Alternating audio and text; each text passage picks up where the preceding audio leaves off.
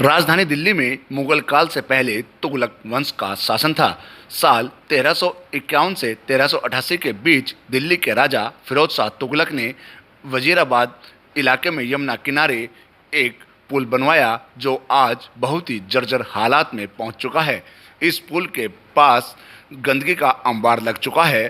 दिल्ली जल बोर्ड के water plant से निकलने वाला पानी यहाँ पर जमा है और दिल्ली नगर निगम की ओर से यहाँ पर मलबे का ढेर लगाया जा रहा है, जबकि दिल्ली फ्लड विभाग की ओर से यहाँ पर सफाई नहीं होने के चलते नाले में गंदगी का अंबार लग गया और अब यह पुल भी उसकी वजह से क्षतिग्रस्त होता जा रहा है। अगर हम बात करें इस पुल की तो ये लगभग 700 साल पुराना दिल्ली का सबसे पुराना यमुना पे बना हुआ ऐतिहासिक पुल है। पुरातत्व विभाग इसकी देखरेख करता है और भारत देश की राजधानी की एक धरोहर है, क्योंकि राजधानी दिल्ली पूरे वर्ल्ड में फेमस है और ये सबसे पुराना राजधानी दिल्ली का यमुना के ऊपर बना हुआ पुल है।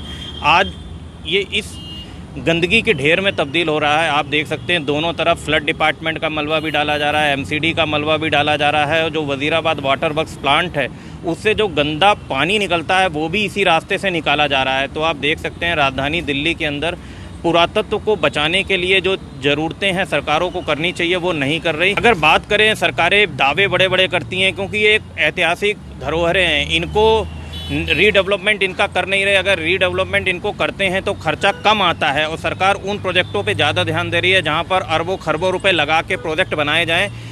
आपको बता दें कि यह पुल दिल्ली की शान माना जाता है, क्योंकि फिरोज शाह तुगलक ने अपने शासनकाल के दौरान इस पुल का निर्माण कराया था और यह दिल्ली के सबसे प्राचीन और पुराने पुलों में से एक है, जिसके अवशेष आज भी दिल्ली में दिखाई देते हैं।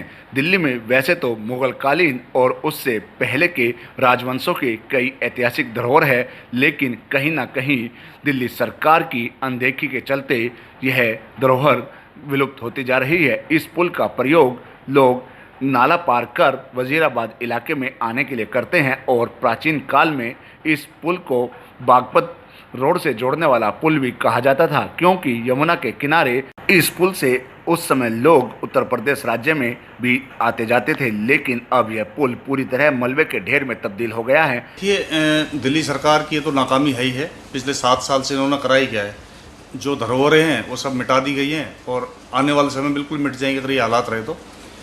मेरे ख्याल से 1350 ईस्वी के आसपास का ये पुल है।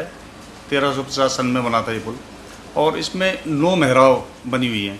अब इसमें 3-4 दिखाई देती, बाकी सब साइडों में मलबे में तब्दील हो चुके हैं। इसके अंदर से एक सुरंग गई हुई थी और ये रामघाट के पास में भी एक मेहराब बनी हुई है और वो भी मलबे में दब चुकी है। तो यहाँ से सुरंग के रास्ते जो पृथ्वीराज चौहान जी की बेटी थी बेला, वो इस सुरंग से जाती थी नहाने के लिए और जमुना के अंदर रामघाट के लिए। तो ये रामघाट का इतिहास बहुत पुराना है। इसी तरह अब हमें 700 साल का इतिहास जैसे पता है, उससे पहले का भी, इससे आगे भी जानकारी जरूर रही होगी। तो ये पुल उस समय पहले पैदल चलते थे लोग इस जगह से, फिर बाद में छोटी मोटी गाड़ियाँ चलने लगी, बैलगाड़ियाँ चलने लगी। तो ये गाँव को जोड़ते हुए ये बागपत बड़ौद तक रास्ता जाता था, उस समय जमुना के साथ साथ रास्ता था ये।